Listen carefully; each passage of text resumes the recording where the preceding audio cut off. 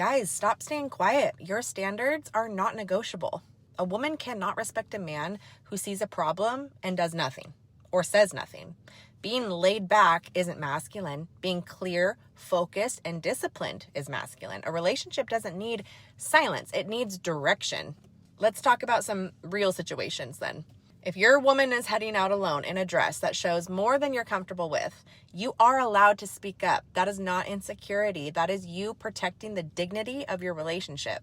If she's getting too friendly with a guy at an event that you both attended, laughing too hard, getting too close, or drinking past her limit, you address it immediately. Not with anger, but with certainty, because protecting the relationship is not optional. If she's getting too close to guys at work, inside jokes, long private conversations, sharing personal details, don't brush it off. You shut that door before it becomes a problem. That is not jealousy. That is your leadership.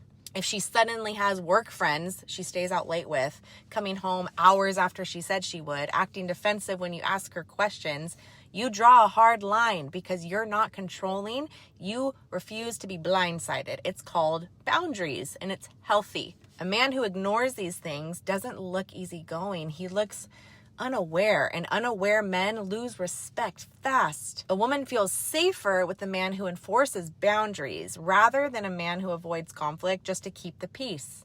Every time you stay silent, you teach her that your standards are negotiable. Every time you avoid speaking up, you show her that you're more afraid of her reaction than you are to the committed relationship that you guys are in. Leadership doesn't mean yelling.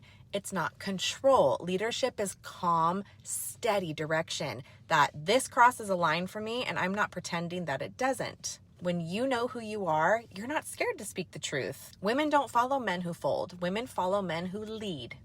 So lead with clarity, with strength, and with standards that you are not afraid to enforce. You got this.